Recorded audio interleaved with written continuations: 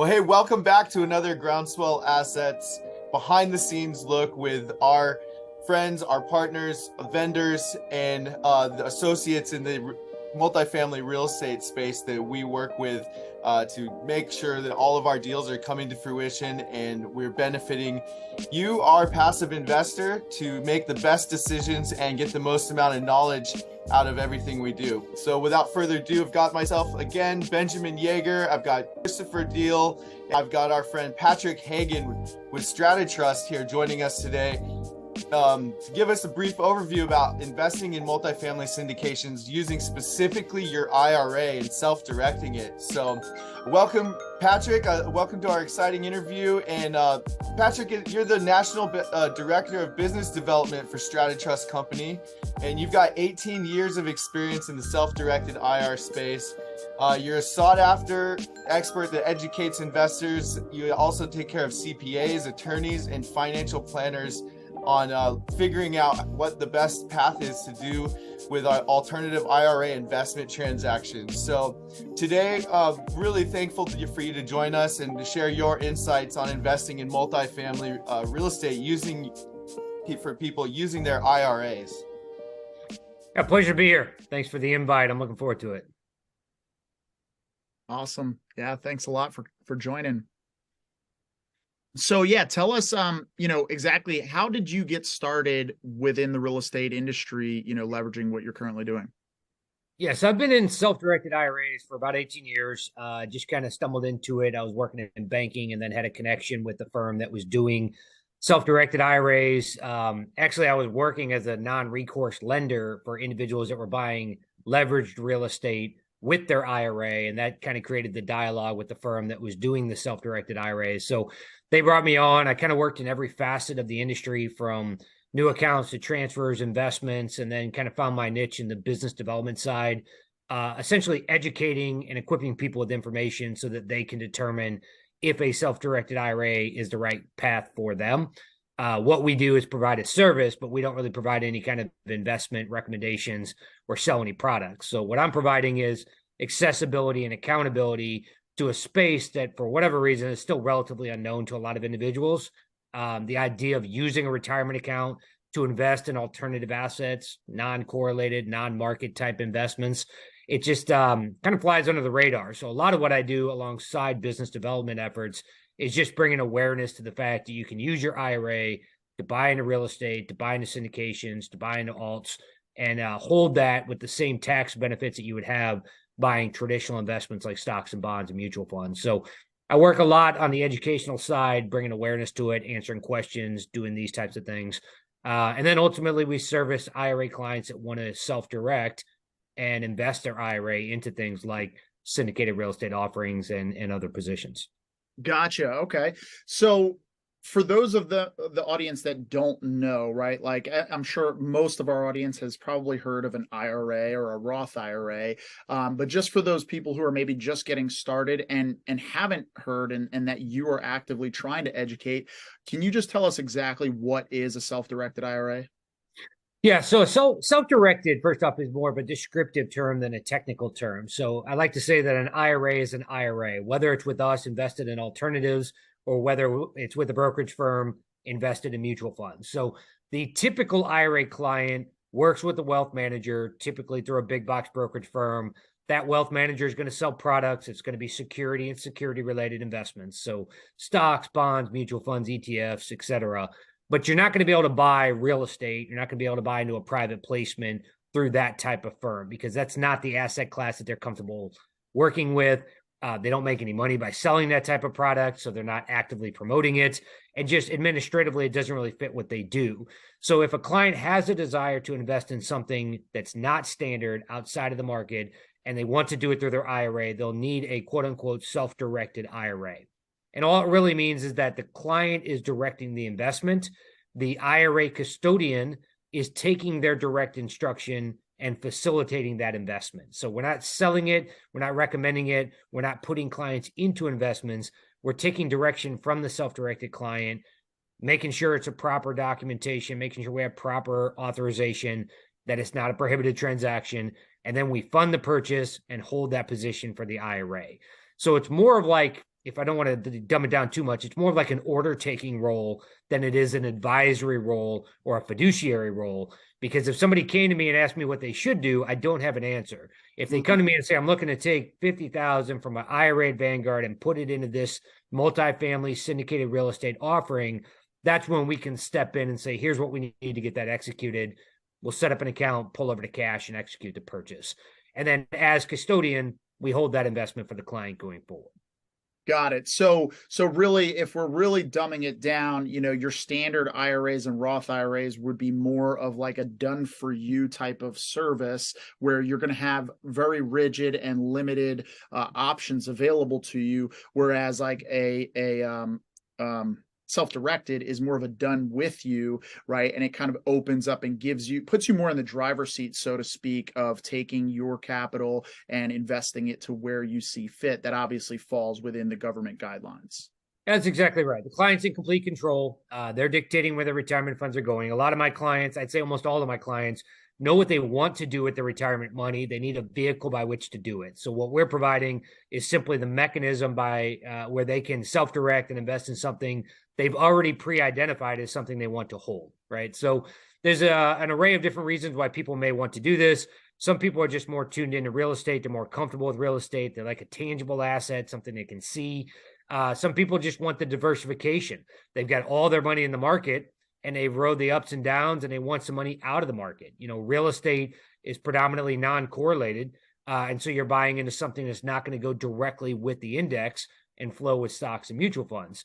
Other clients, they just feel more comfortable with the space and they want to get involved in that type of asset class. So, again, our role is not really to find somebody and teach them what they should do. It's to find that person already has pre-identified and just execute on their behalf. And so my clients typically know exactly what they want to do. They're control type people. They just, they feel restricted by their current custodian and they're looking to take a piece of what they have and put it into something different. And I do want to emphasize that the majority of my clients do not move their entire portfolio to us and invest in alts. Most of my clients are taking a piece of what they have, moving it to us and putting it into the alternative investment. So the majority stays with the wealth management group, stays in the stock market. We're just doing the stuff that they can't hold or choose not to hold.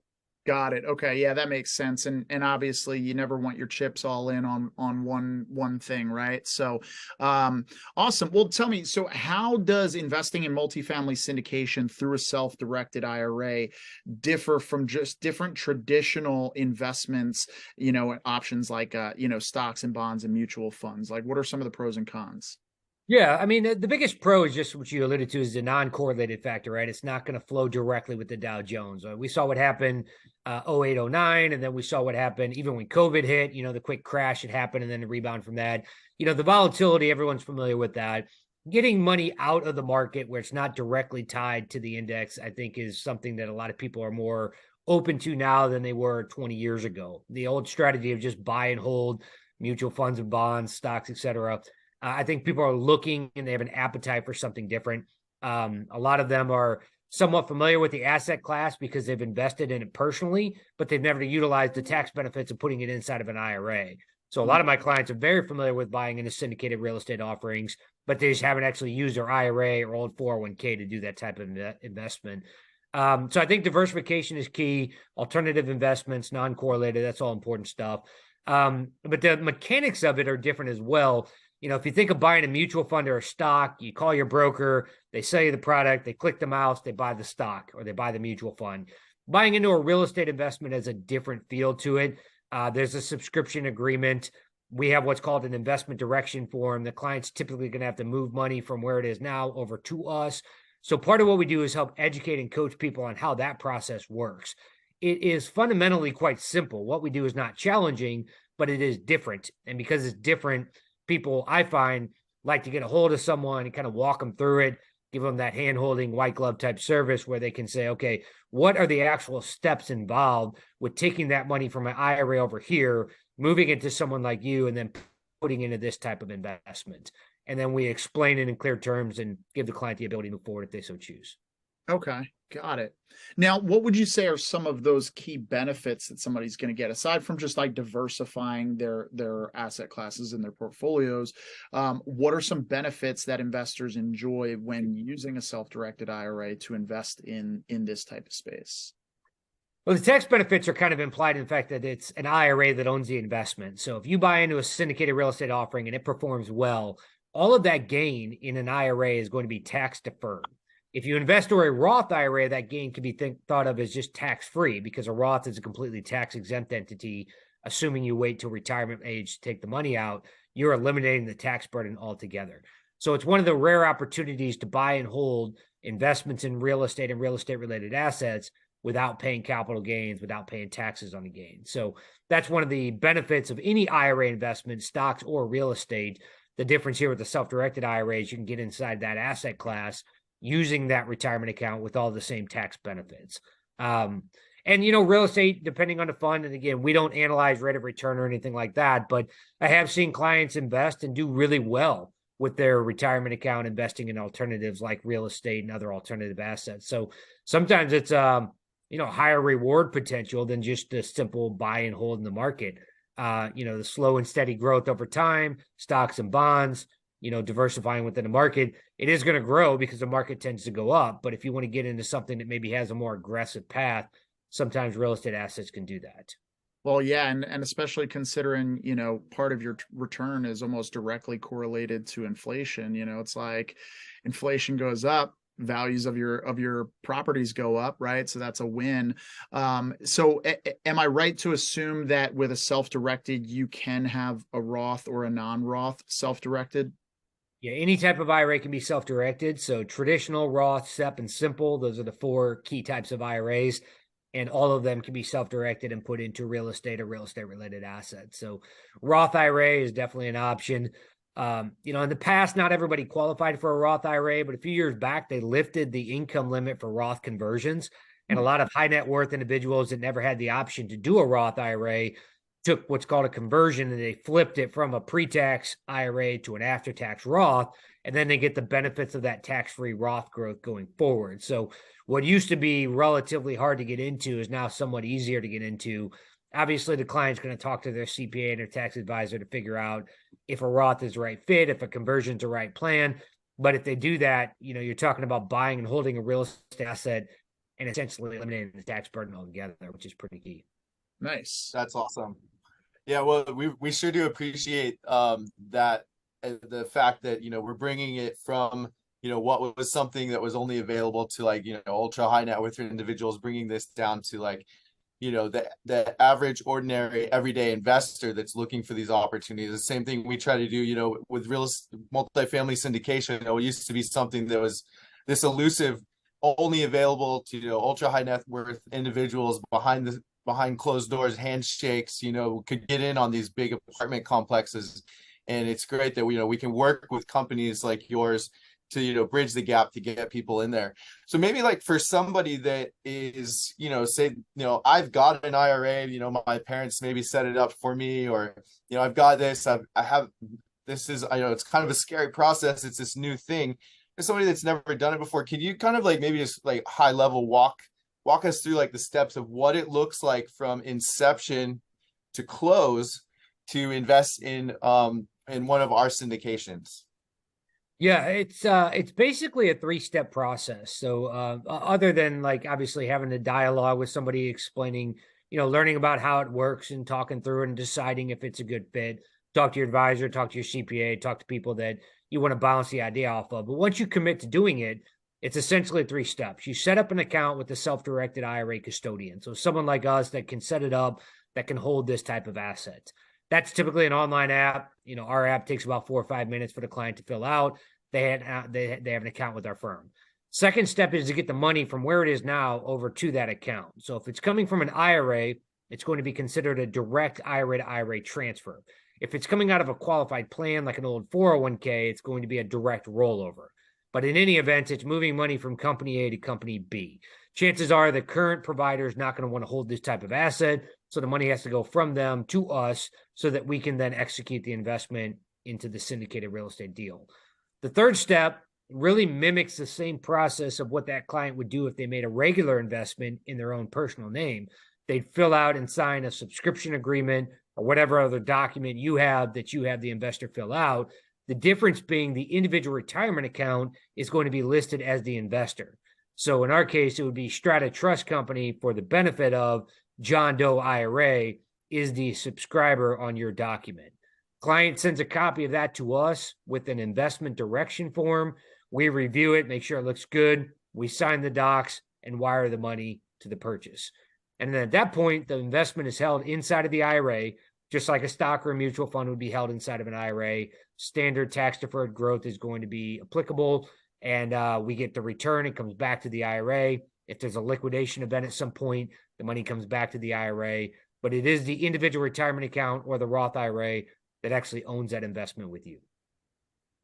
Fantastic. Well, hey, like, so, every investment has, its particular risks or, things that could go wrong in it. And, investors looking out for that and, asking all the right questions. Are there any types of risks that investors should be aware of when they're in, and, but there are a lot of custodians out there. So maybe like tell us a little bit of like the risks they might, want to look for, red flags, things like that when choosing this particular vehicle. So I'll kind of answer in two fashions. I mean, it first sounded like a question, like what's the risk associated with buying this type of asset? Standard things with real estate, liquidity. It's not like a mutual fund or stock that you could sell if you needed to in a pinch, right? So liquidity is a concern or something to be aware of. Most of my clients are not moving their entire portfolio and putting it into real estate. Most of my clients take a portion of their retirement account, they invest in alternatives, and they don't need the liquidity, because if they need liquidity, they get that from their standard brokerage account. So that's a consideration. Obviously, you want to make sure you understand what the investment is going to be, what the time frame is going to be, how long it's going to be tied up, stuff like that, right? But that's true whether you use your IRA or use personal funds. It's just standard stuff that goes with real estate. In respect to choosing an IRA custodian to work with, what you want to look for, particularly in our industry, is a company that's a regulated firm set up as a custodian specifically for self-directed IRAs. You don't want to try to find somebody that doesn't specialize in self-directed IRAs and try to teach them and get them to do alternative investments, because if it doesn't fit what they do, it's like going to a pizza place and ordering a steak. It's going to be a mess, right? Because that's not what they do. So you want to find somebody, this is what they do all day, is custody alternative assets, a regulated firm, a custodian, not an administrator. There's a handful of companies in our space that operate as administration companies. They're not regulated in the same fashion that we are. And frankly, you want to find a company that's been doing it for a while. Our industry is kind of a low margin, high volume type space. You kind of have to get to a critical threshold before you start making money and building the tools and having all the technology that you need to do this effectively. So when you're a startup in a space, it's kind of hard to do that. So you really want a company that's got a track record, that has a lot of clients, a lot of assets under custody, that really has enough momentum to where they're going to be around for years to come. You don't really want to work with a company that's trying to toe the water with the self-directed space and hope they make it.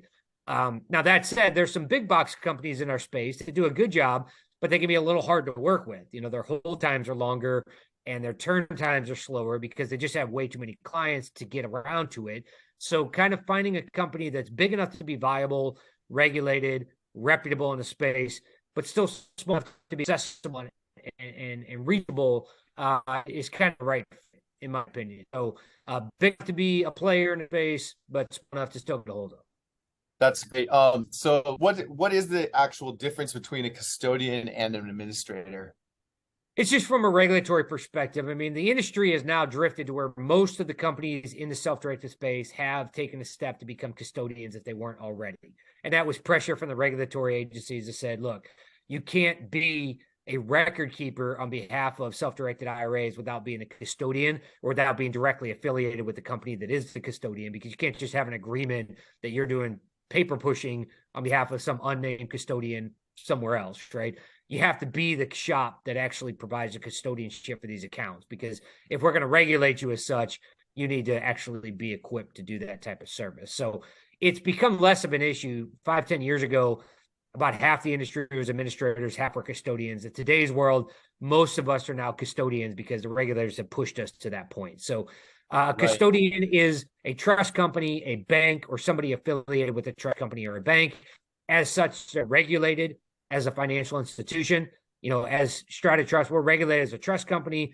Also, a bank that's regulated as a bank. So we have the bank regulators looking at what we do, as well as the trust regulators looking at what we do. So we have to run a really tight ship.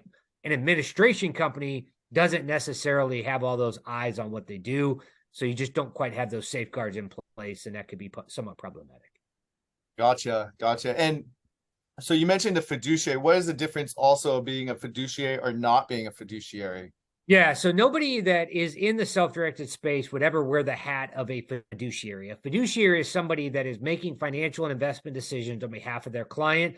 They're making decisions that are in the best interest of the client with full understanding and knowledge of what that client's plans are, their financial picture, all the moving pieces. A financial advisor with a brokerage firm is a fiduciary. A registered investment advisor is a fiduciary. A self-directed IRA custodian is not a fiduciary by nature because all we do is take instruction and execute what the client tells us to do at their direction. So we are completely hands-off in the way of financial advisory services, reviewing investments for good or bad, deciding is it a good fit. None of that is really directly applicable to what we do. If you look at it at the surface, we are basically an order taker that's facilitating investments that the client's telling us to facilitate. Now, we do look at the transaction. We're not blindly signing papers and wiring money. We make sure it's an IRA compatible investment. We're not going to fund something that the IRS doesn't allow.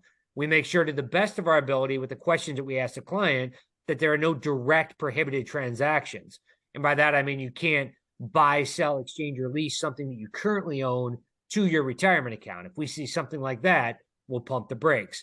We ask questions so that we can guide the client to make sure that they have looked at all the factors to make sure they're not stepping into a prohibited transaction indirectly or by mistake. So we can't take the fiduciary role. We never wear the hat of a fiduciary, but we do take what we do very serious in the sense that we try to make sure that there's consistency in what we allow and don't allow in the transactions that we fund and don't fund.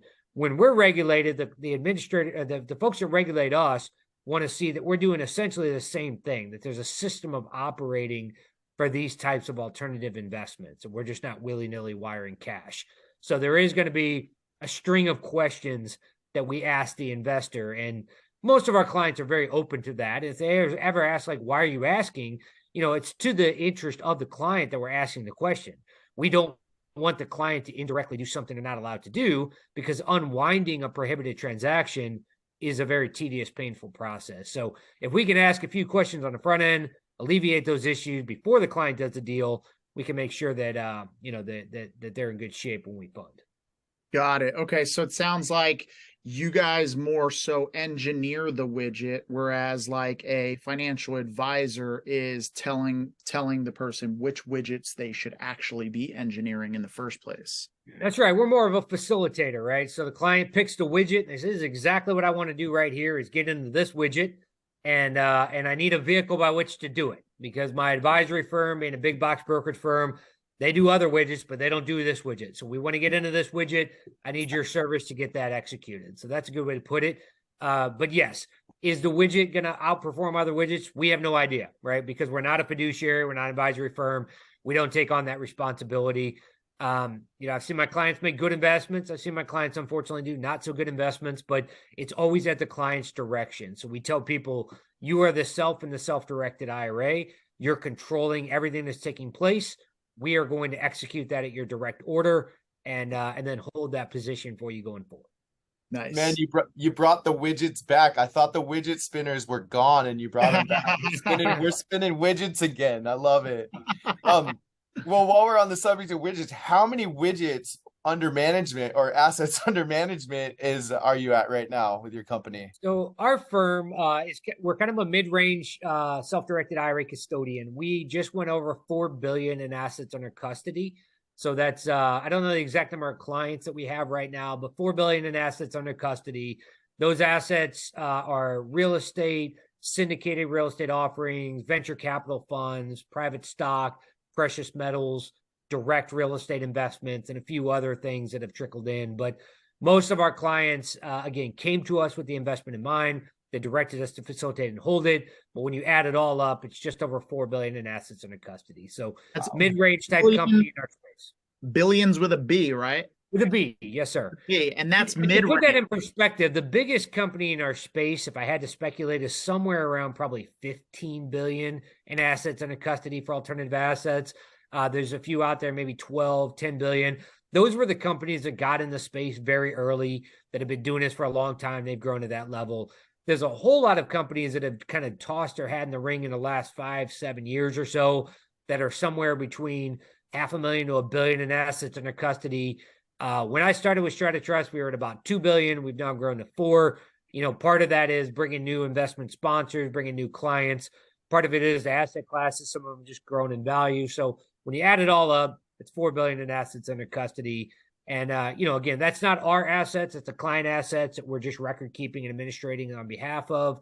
But yeah, it's, we got good volume and good numbers, and, continue. Business feeds business, right? The more people that know about this, that you take care of and you service well, they tell other people. So a lot of what we do now is kind of receiving our pipeline from other sponsors and clients that have experienced what we do and said, hey, talk to these folks if you want to self-direct. So we do a lot of outbound marketing, a lot of outbound biz dev, trying to get in front of people, but we also react a lot to the folks that were already in our network, so to speak, that send us other clients that need our service.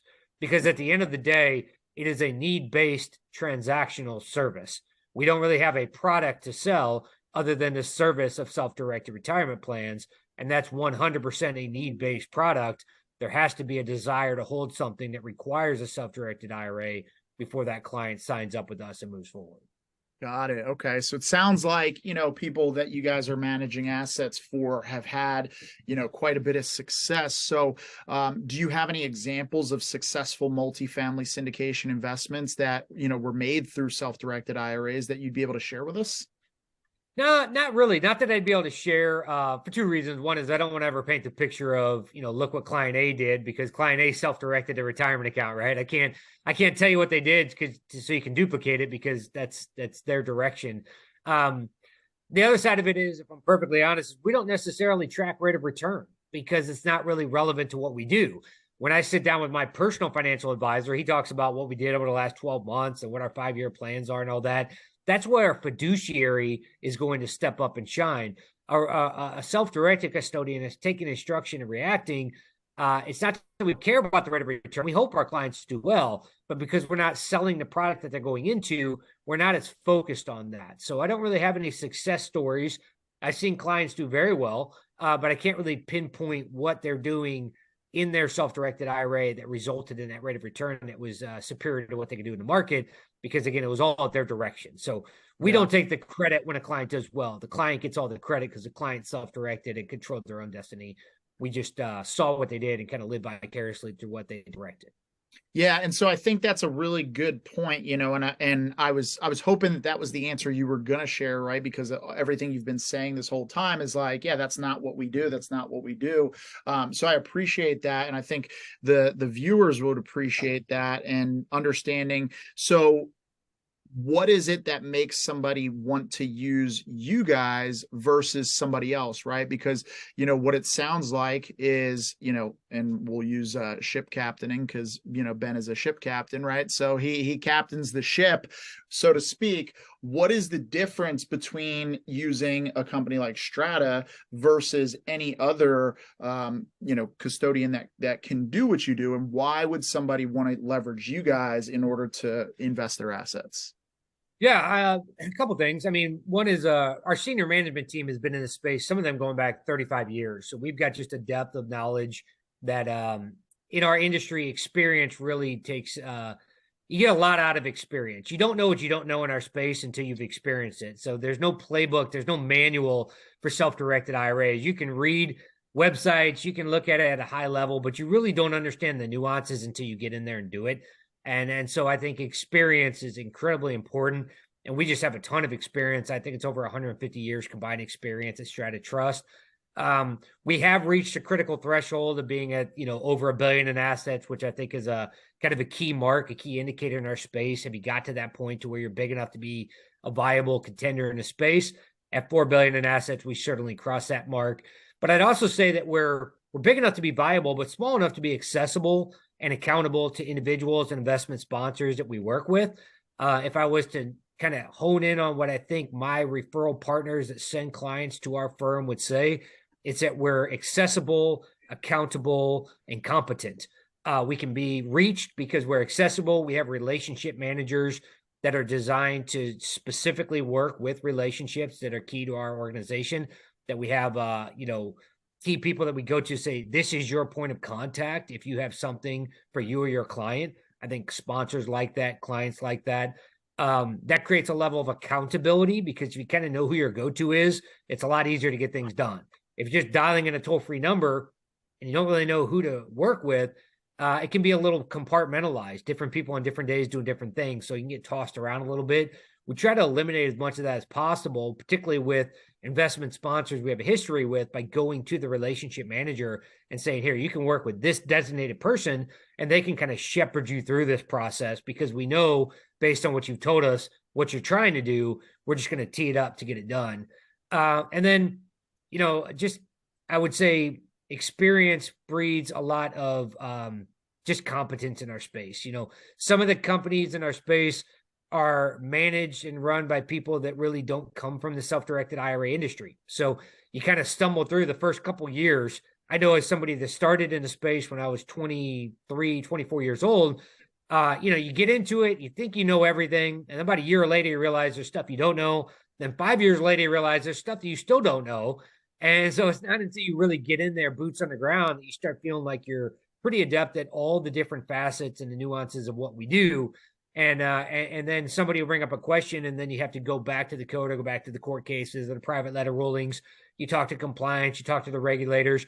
The more you do that, the easier it is to get to the direct answer on the spot. So we've hired people and have staffed our team with folks that I think do a great job of being a one-stop shop for credible responses when you call up and ask questions. So at the end of the day, again, we can't tell people what to do, but if you ask questions related to self-directed IRAs, I think we've got an exceptional team that can answer questions directly related to that can give people at least the information that they need so they can make their own decision if they decide they want to self-direct. And that's really all that you can ask for in a custodian that does what we do, is not to tell you what to do, but just to be accountable and accessible and competent when you bring questions and service to the table.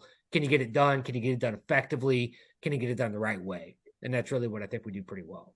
Gotcha. Okay. Yeah. And it sounds like there's a lot of mirroring between the commercial multifamily syndication industry and kind of what you guys do there, right? A lot of it comes down to who's the operator, who is the sponsor, the people that are actually going to be managing the asset, right? And same thing with you guys, right? The experience that you guys have and how long you guys have been around, and that track record is really what people are looking for. But in addition to that, you're not big enough to the point where you get, people get drowned out by, all the other bigger fish. You guys are offering kind of like almost a white glove service, so to speak, because you have, the capability, the team in place and everything. So I'm curious, because compliance is obviously really crucial, with regards to any investments that are being done, right? How does STRATA Trust ensure that, IRA investors are complying with the IRS rules and regulations when investing into multifamily syndications? Yeah, and I'll preface that by saying that there's obviously different companies that have a different appetite for conservative versus liberal, and their understanding and to some degree even the following of what the regulators look for. It can vary significantly. So when you're shopping around self-directed IRAs, try to get to the core of, is this a highly regulated firm with a deep history in the space that understands the do's and don'ts and what you can and cannot do? I would argue that Strata is among the most conservative companies in our industry, to the point where sometimes we won't do what other companies in our industry will. There's certain assets that we don't take. There's certain structures that we're not comfortable with. We're not going to dive into a new asset class we don't fully understand. We're very slow to adapt, very slow to change. And I've really grown to kind of respect the conservative nature of the senior management team and compliance. But where we're at is we are a trust company set up specifically to do self-directed IRAs, answering to the Texas State Bank regulators as a trust firm, STRATA Trust. We also fall up under it's a commercial bank out of Austin, Texas, that is run and audited and regulated as a commercial bank. So we've kind of got the bank regulator looking at what we do as well. So the combination of us being regulated as a trust company and the bank regulating us as a bank division just creates more of a conservative nature, because we ultimately have to make sure that we're not doing anything that, first off, there's consistency in what we do, that there's not just willy-nilly practices and policies. We're not doing one thing for one person, something different for somebody else. But also something doesn't seem real or look right, we don't jump and do it because we don't want to say no. We will say no if we don't understand the asset class, if we're not getting proper documentation, if we're not getting proper fair market values from the investment sponsor. I mean, these are things that we are pretty stern on, because at the end of the day, when we talk to our regulators, we want to say, to the best of our ability, we're handling these accounts in the proper fashion. We're working with investment sponsors and clients that we have self-directed IRA accounts for, and that everything you're telling us we can and cannot do, or they can and cannot do, we're applying that to our self-directed clients. So we're pretty by the book. There are other companies that, they take self-directed to be kind of a little bit looser, where they say, hey, it's all the client's responsibility, it's all self-directed. Well, it is. The client picks the investment, the client controls the account, the client directs what their IRA is invested into, but there has to be some consistency in the way that self-directed IRAs are administered and custodied. So that's the type of thing where experience does bode pretty well, and I think is important. And you want to work with a firm that is reputable. Another thing that we're part of RITA, which is our trade organization.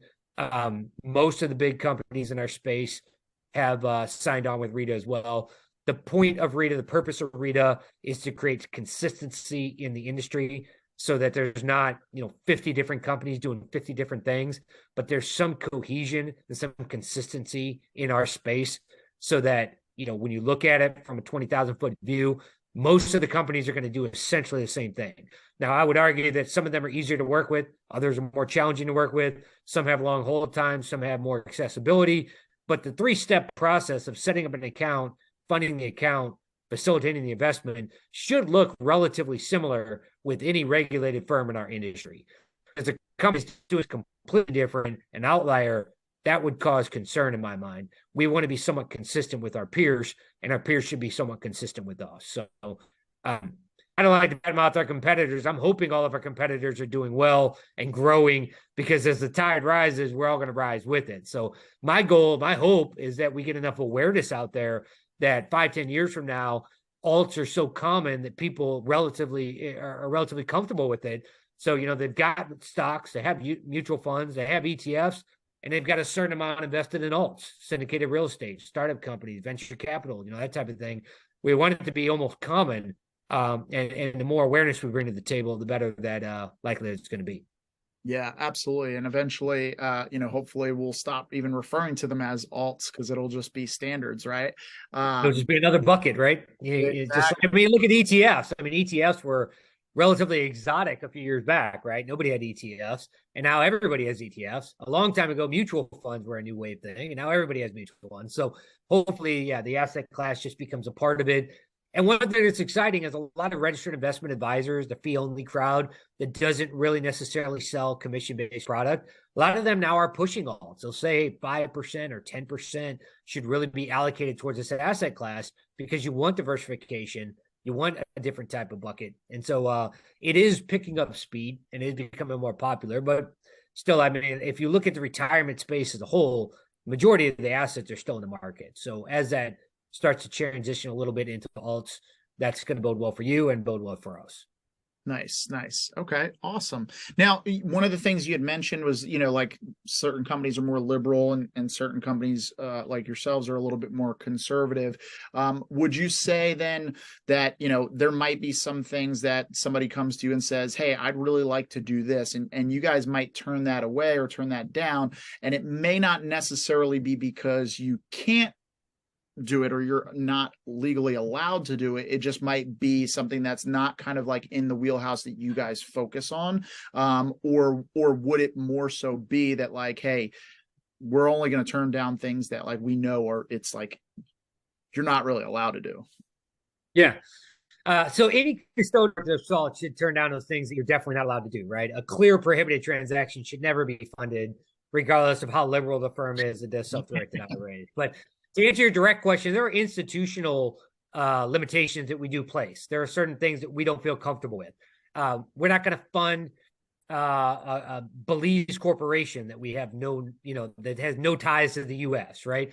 Or another one that's come up is cannabis, right? If it's a direct cannabis manufacturing company that's selling marijuana and marijuana products, until that becomes crystal clear legal in all 50 states, if it ever does, we don't want to be determining where it's legal and where it's not, and what. So we just don't hold the asset class. And I think most of our peers have taken the same position.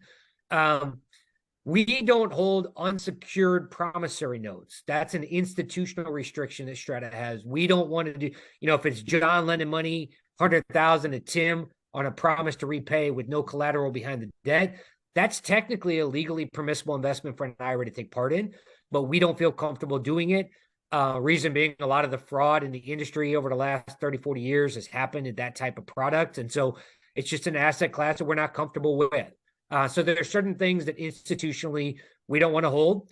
And when those situations come up, to answer your direct question, we are very transparent that it's not that we're saying you cannot do this transaction per the IRS guidelines.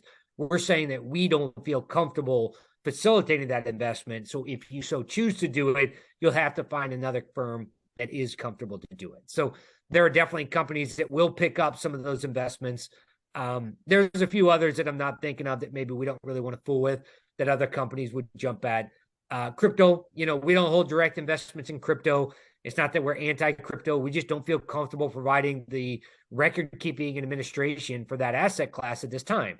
That may change at some point, but today we don't want to jump in until we understand how to actually effectively do that. Somebody came to me and wanted to buy, Ethereum through their IRA. At this juncture right now, we just can't do that. We're not saying you can't. We're saying that we can't facilitate it. It's not something we're comfortable doing at this time. So we do try to be very clear where the line is drawn, where it's our firm doesn't want to do it administratively, institutionally, but you can't do it, but you could do it with somebody else. Whereas if you want to lend money on an unsecured promissory note to your son so your son can buy a boat, you can't do that. That's a prohibited transaction.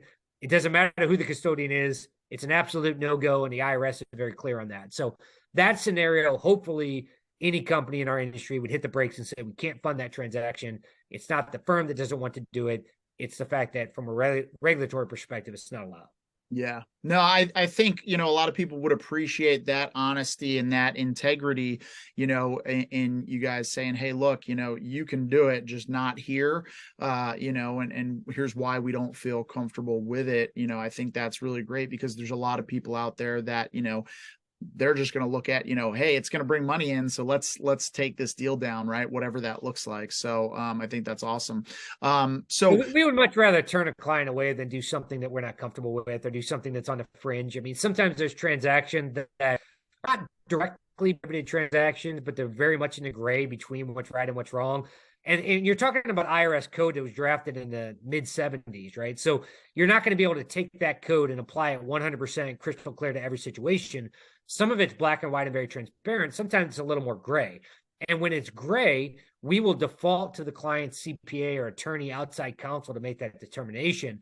And if they want to pen to paper an opinion letter, then yeah, we might do that. But if somebody's not going to step in and make that determination, we don't want to operate in the gray. So we are pretty conservative. We will push things away. If we're not comfortable with it, we won't fund it. And not every company in our space is like that. And that's fine. Every company can run their own organization. But we choose to be very conservative because we like the way that fits just our demographic and how we operate. So we like to feel comfortable funding transactions, knowing that we got proper authorization. We understand what the client's doing. And we feel comfortable that it is a permissible transaction for a self-directed IRA to take part in, and then we can release the money and sign the docs and execute. Awesome. You're muted, Ben. Well, hey, as people are shopping, like you mentioned, looking and comparing everyone, transparency, which we know you guys have, and that's, one of the biggest reasons that, we like to do business with you. And, we like to bring that. It's one of our biggest, core values of the Groundswell Assets team, is transparency in all we do. We open the doors up like we're doing here to meet our investment partners on all fronts. So maybe like as people are shopping, if maybe they're looking at all these different companies, what are the types of fees they can look at? Because that's the, obviously the WWI, what's in it for me, FM, and is always up there. What's it going to be out of pocket for people when they're bringing in their IRA to your custody to invest in a multifamily syndication? Yeah, it's going to range quite a bit depending on the company that they work with. Each of our firms in our industry have a fee schedule. It's always a very transparent printed fee schedule the client sees and agrees to before they set up their account. So the client should always know what they're going to pay the self-directed custodian before they sign up. And it can range quite a bit. Just to give you I don't like to quote, a lot about what we do, but you go to our fee schedule and take a look at it. What we call a flex IRA would run about $300 a year for the account. And then we would charge $50 to hold a private placement investment on top of that 300. So, round about 350 for one account that holds one investment. If you did a secondary investment, you'd pay another 50 for that secondary investment. So that's the fee schedule that we've agreed to and that works for us. Other companies have a flat annual fee. Some companies have a per investment fee. Maybe it's $300 per asset per year. Some clients have a value-based fee, or I say clients, some firms have a value-based fee schedule where it doesn't matter how many investments you have. It's strictly based on the value of the account. It's actually been kind of a change. Some of the companies that have been in our space for a long time have gone to kind of what I'd call very high-end fees, trying to attract ultra high net worth individuals. They're trying to weed out smaller accounts. Other companies in our space really like to go after the smaller accounts, so they have very low minimums and very low admin fees. So every company is a little bit different. We all net out to the roundabout same general ballpark, right? So it's going to cost somewhere between roughly $300 to $500 a year, depending on what you have and how many assets you hold. If somebody's charging you $2,000 a year, it's way too much. If they're doing it for $50 a year, I'm going to question how they're making ends meet. So the range is going to vary from company to company, but a typical client that's going to sign up for a self-directed IRA should plan on paying maybe $300-400 a year to have a custodian in place to hold that investment that is alternative and unique and not something they can place with their brokerage house. So it's totally different than how the brokerage world makes their money. Somebody in the brokerage world is selling product and making money off that product. So they have load fees and wrapping fees and other fees that really aren't quite so transparent. In the self-directed space, we don't really make any money off what our clients are purchasing. So instead, we just charge fees to custody the alts and facilitate the transactions and things of that sort. So it is different. There's a fee schedule. It's agreed to. It's on the website. It's documented. And I would definitely encourage clients to look at the fee schedule with any firm they're going to sign up with and fully understand what they're getting into and what they're going to pay. Fantastic. Yeah, we really appreciate, sharing all of that information.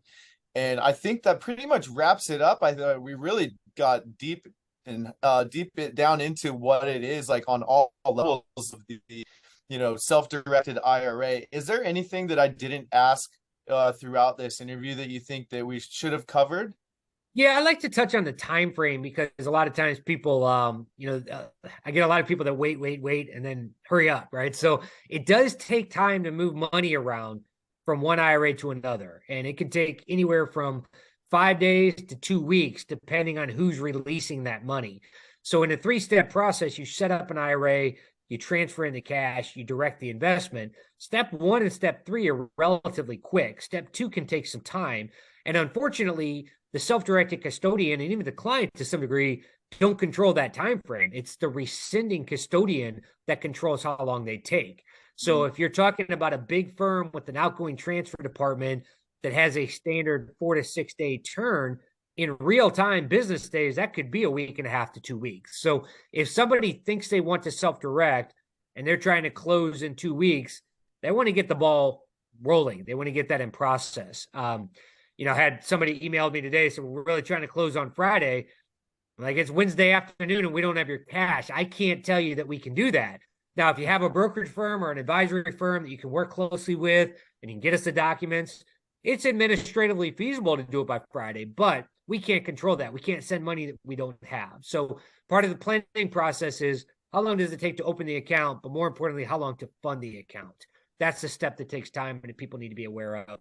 The stuff that we control happens pretty quick. We execute pretty timely, but I would say all in, if start to finish, give yourself that week and a half to 2 weeks to make sure you have time to get that cash moved around.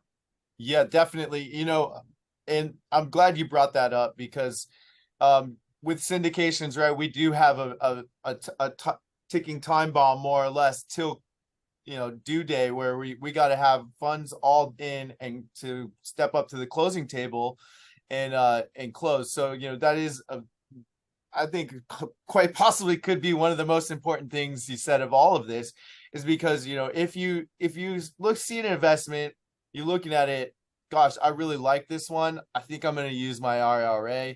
It's always best, you know, to reach out early and often, and, you know, look at the investment offering memorandum. It's going to have the closing date on there, right? So, you know, if you see that closing date is in about a month, you should probably move your shoes and get going along. So I'm really glad you brought that up. Yeah, it's just you know, one of the things that we do bump up against occasionally, where it's like everyone's ready to go, clients ready to go, sponsors ready to go, documents been signed, but we're just waiting on the cash, right?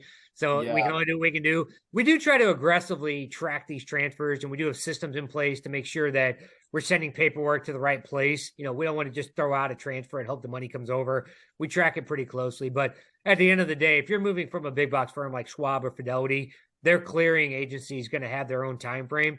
There's really not a whole lot anybody can do to speed that up. So that's my 2 cents, is just make sure that the client does their planning, you know, decide if it's something you want to do your education, make sure you're comfortable with this, the investment. And then if you decide to pull the trigger, give yourself that time frame to get it pulled over to do it. Gotcha. Well, you know, that I think that wraps it up for all of our questions that have to do specifically with IRAs and what you do there. We do like to ask our guests, you know, a couple extra bonus questions at the end. So, like, not having to do with anything or of your company or work, do you personally invest in real estate? And if you do, like, to what capacity are you investing in real estate? I don't, but I should. I'm comfortable with the space. I've been around syndications for a long time. I've seen a lot of what my clients have done, and I've been open to it. But no, I haven't at this time. I have invested in a couple of private companies and a few deals that are alternative in nature, but not actually real estate direct. But I love the space. I mean, it makes sense to me. I don't claim to fully understand the markets. You know, I talked to my advisor about what he's got me in, stocks, mutual funds, stuff like that. But, you know, I think being able to see something, a tangible asset, you know, point to the building, there's value there, right? So in cash flow, I mean, you can see if an asset's generating more in income than it's than kicking out an expense, you know, in my simple brain, I can kind of get my head around that, right? That's how somebody makes money off that investment. So certainly open to it, but just haven't pulled the trigger on it yet. That's great. Well, you know, we'll have to talk after this. Well, boy, have we got some opportunities for you. Oh, man, all seriousness, thank you so much. Yeah, for sure. Yeah, you know, one thing that's kind of come up over the recent years, well, you know, it's been growing more and more, is, you know, people's desire to work with companies that have like a philanthropic side to what they do. So with regards to yourself, or maybe even Strata, like, are there any things that you guys do to kind of give back to the community that might really speak to somebody that, you know, is looking for a custodian to do business with? Yeah, and I wouldn't do it justice by trying to summarize it really quickly on a call, but we've got information on our website about groups and with. We've an entire team that's dedicated to that in our corporate office.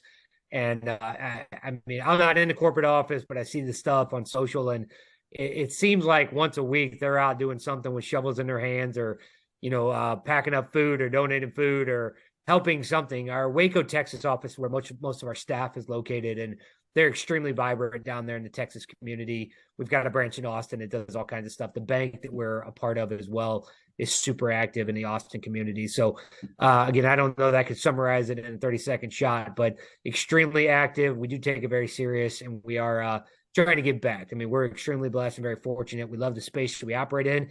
We hit the ground running as a company in our space that went from 0 to 4 billion in assets in just over a decade. I mean, we've had phenomenal growth, and with that revenue, and we do like to take that and turn back and give and do what we can. So we're involved with lots of charities, lots of local groups down there in Texas.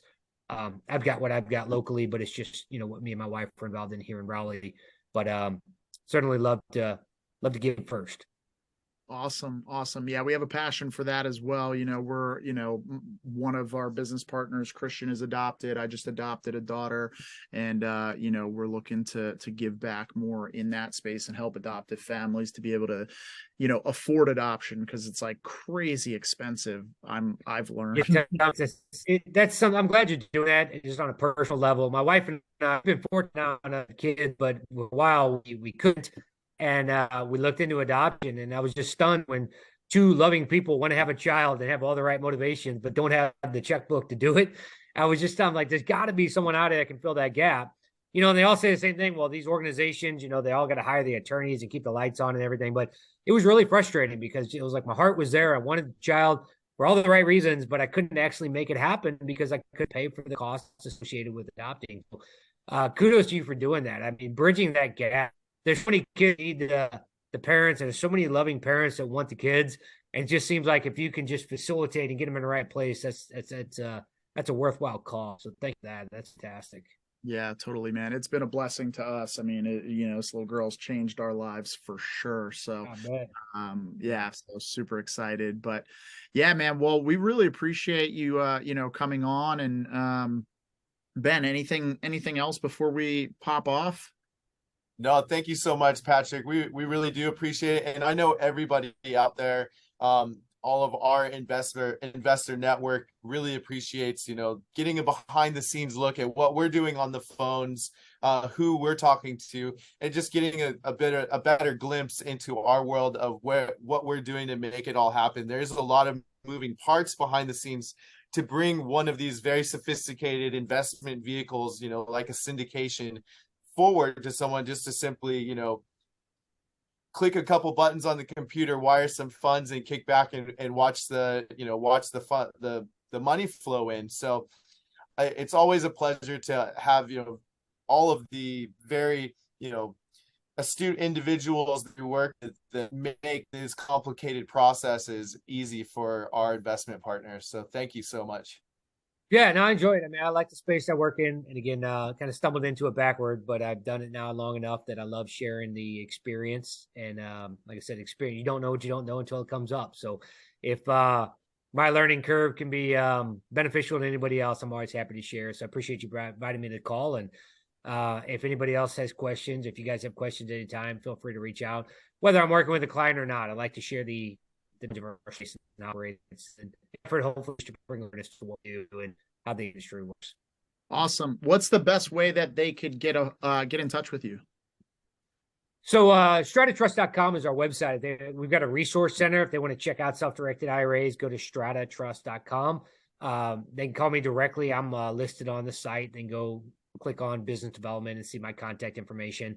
They can reach out to me directly. I do work remote, so when the phone rings, it rings directly to my desk. I work off a cell and my laptop. So folks that are trying to reach me can typically get a hold of me directly. And then I've got a team of people inside the home office that do get designated as specific relationships. They're called relationship managers, and we make sure that their contact information is out front as well. We always try to be accessible from the top down. Everybody in the organization is reachable, accessible. We want people to get a hold of us when we do something with IRA. Awesome. Well, guys, everybody, thank you for watching.